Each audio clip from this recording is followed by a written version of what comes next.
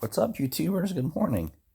It's like 2:30 in the morning, and it's been a rainy, miserable day, uh, and relaxing day for sure. We were out at the Columbus Mart, walking in the heat and the sun, and then took an afternoon nap.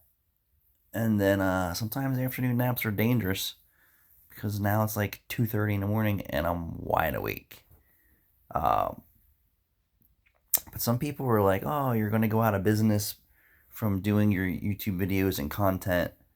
My YouTube videos are not my YouTube video content is not to embarrass or degrade anyone or their vehicle. It is purely for entertainment, okay, and education. And if a customer decides to show up at the shop um, to have something done or specialty repair or just general repair and maintenance, then good for them. Um, you know, I'm the owner and I'm in the shop every day, and it's nice to meet somebody who's uh, trying to educate people too. And I do so many different things that save people money. For some of these keyboard warriors out there say, "Oh, you're going to go out of business." Um, I don't believe so. Some of these people think that I'm doing this to maybe embarrass them or just for views and content. Um, I really just started documenting the difference between what I do and other people do and services that they won't do, um, services that they can't do, and services that I can do.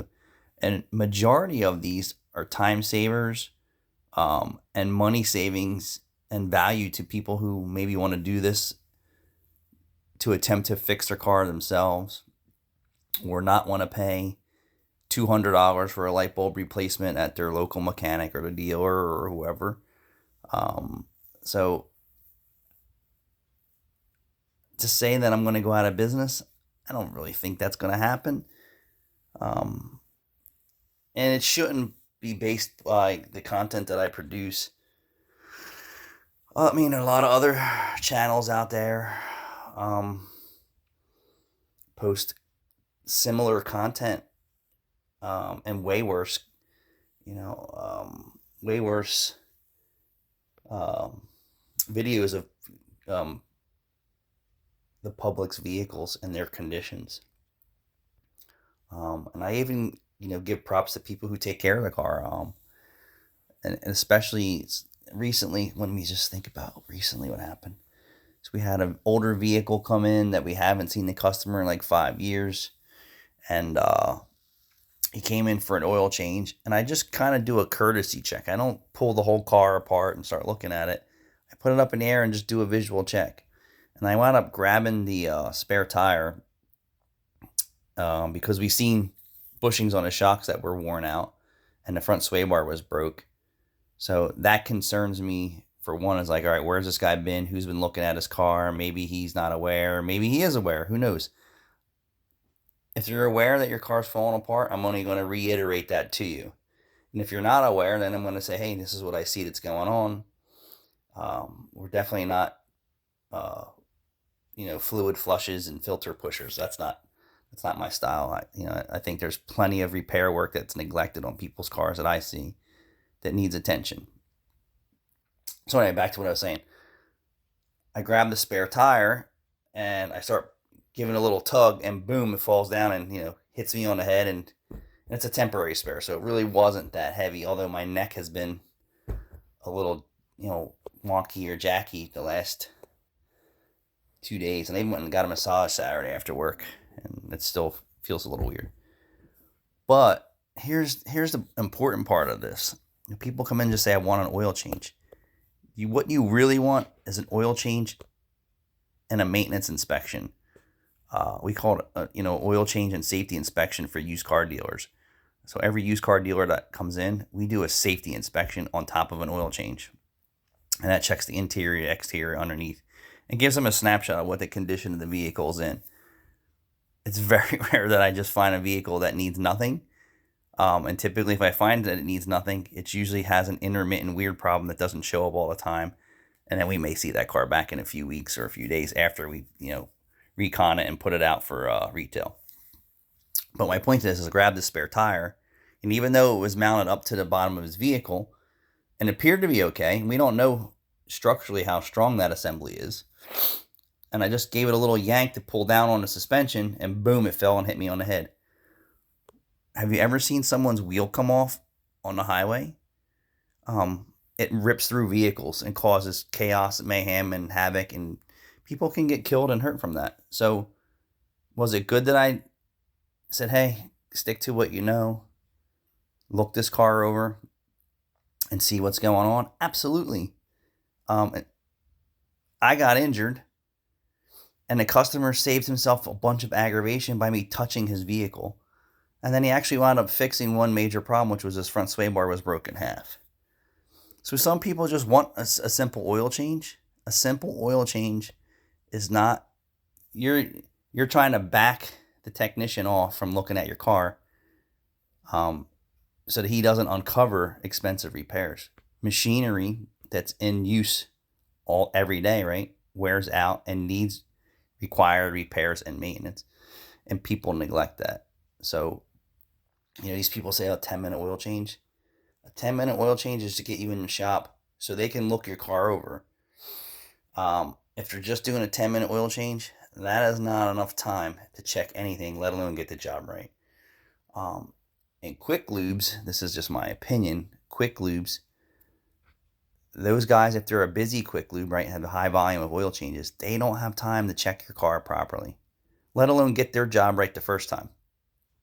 So they're not uncovering things, although people in their head think, oh, I just took it in for service and they didn't say anything. Those guys are just checking boxes. They don't really care about your car, some of them. And if the service writer or the manager's on commission, you sure as bet he's selling you every fluid and flush and service that they have, so he can take his $60 or $90 customer request to a $300 or $800 fluid flush and services, and not even getting to what's really wrong with their cars, maybe a bad ball joint, worn out strut, things of that nature. Some people don't know what a good vehicle feels like, and means they never owned a new car.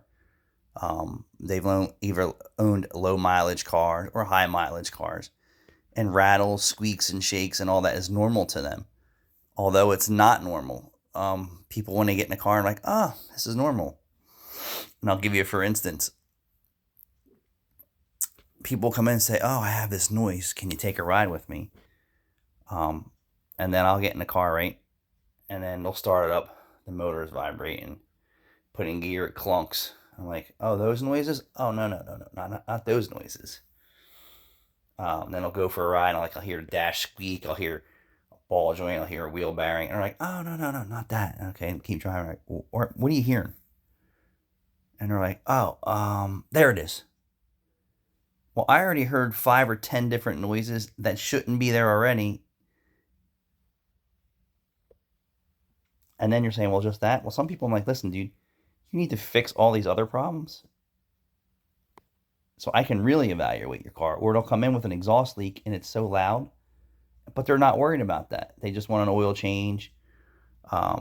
And I just refuse to work on cars like that. Like, correct what's wrong with it. That's obvious. I don't want to drive a car around that's loud.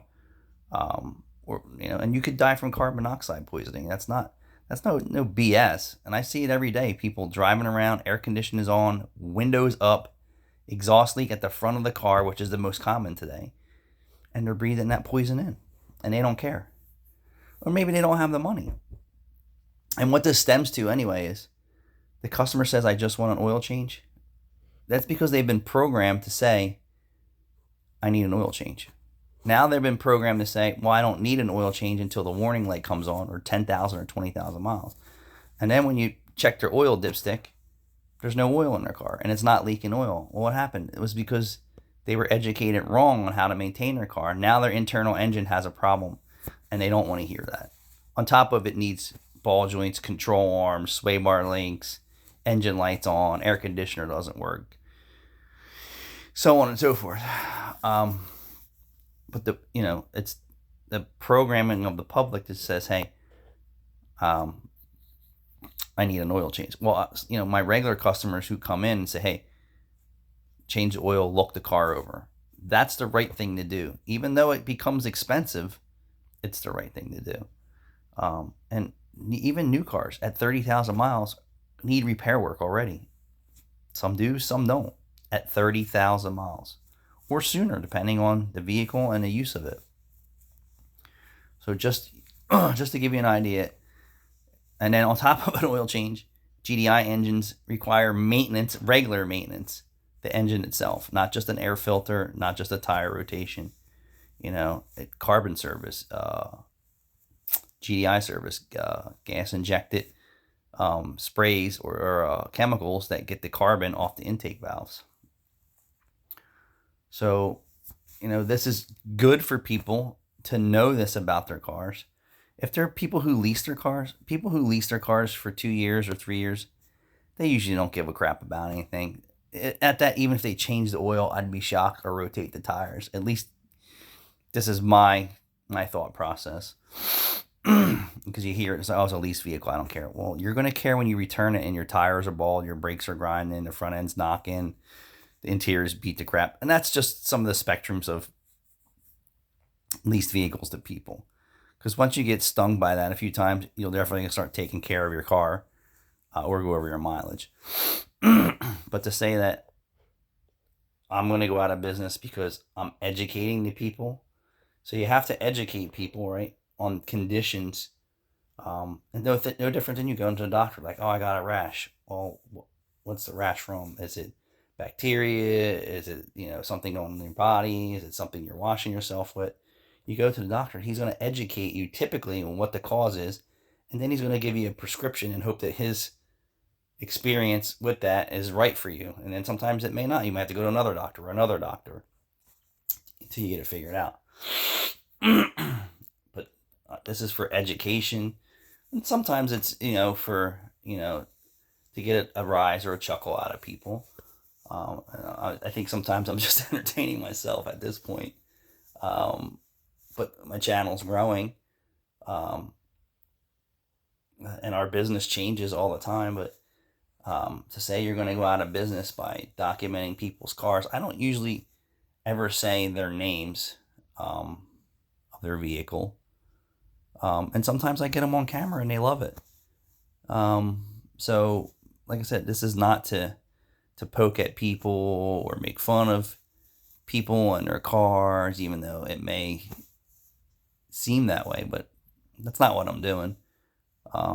It's definitely for education, and most of the time I'm trying to educate the customer that he can save money on auto repair. How about that? You can save money on auto repair. You can save money on auto repair. You can save by repairing your vehicle. You can add value to your vehicle by maintaining it sooner than later or doing your oil changes sooner than later. Do you need a whole exhaust system that I see other customers come in, from other shops? No, that's not the case.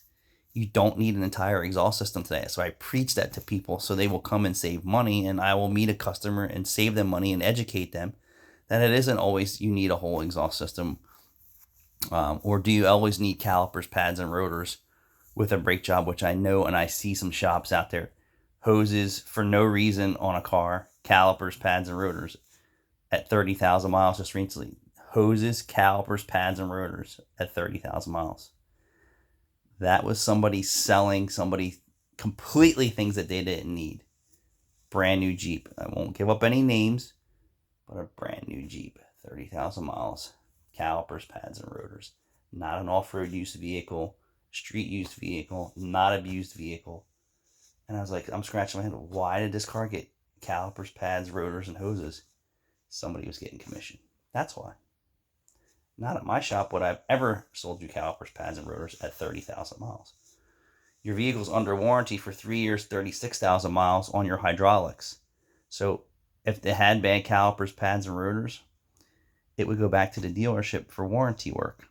Of course, they're going to charge you for the pads and rotors because they're wearable items.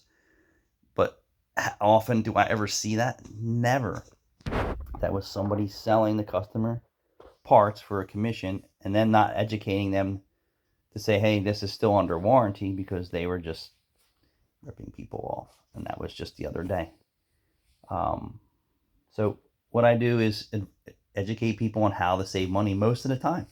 And saving money is by parts not falling off your car or causing you a tow bill and things like that. So me doing a courtesy inspection, not even a full diagnostic, helps me, helps you tell you what's wrong with your car, even though you may or may not hear it. I really don't care in most cases that you're that's a big glare in my glasses, that your car is falling apart or if it's in good shape. I mean, I commend people when it's in good shape, but when it's falling apart, it's kind of my job to do that. Like when people go to the dentist, their job is to tell you you have problems in your mouth. You know what I mean? You don't know. You may know.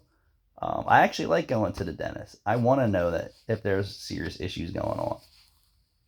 Um, same thing going to doctors. Some people want to know. Some people don't want to know. But you should know. I just wanted to clear that up. And their mindset of, these people on YouTube saying, oh, you're going to go out of business. Are dentists going to go out of business because they're making recommendations and suggestions in people's mouths? I don't think so. And I'm pretty sure they want people who come in to have, uh, you know, making a comparison. Vehicles to mouths. I know it's a weird one. But when you bring your mouth into the dentist, his job is to clean it, right? So they can see what's going on. And then they're going to do maintenance, which is every 6 months. And that's cleaning, scraping, scaling, whatever they do in there, right? So I'm going in for a cleaning. Well, it's more than a cleaning. It's x-rays, it's diagnostics, it's cleaning, it's scraping, it's tartar control, and any recommendations, right? So consider it's a similar thing. You're going to go in you bring your car in for maintenance. We need to look at the car and make some recommendations. And then show, like, hey, this could be you. This vehicle, if we see a problem, it's like, hey, I know this car, the AC lines are rusted out. Is the AC still working? It could be. Is it showing signs of leakage? It is or it isn't. Nothing to worry about right now, but when it stops, you know what you're dealing with. Your front end's, squeaking or your brakes are low. This is not, their front end's on fire. This is some of the things I have to do to get people's cars apart. So, and some of it's unavoidable. And where I'm at, everything is seized and rusted. And we're not working on brand new cars. But since I'm still up, I just took a Benadryl. I'm going to hopefully be able to fall back asleep for a few hours, and then it's back to work. Thanks for watching.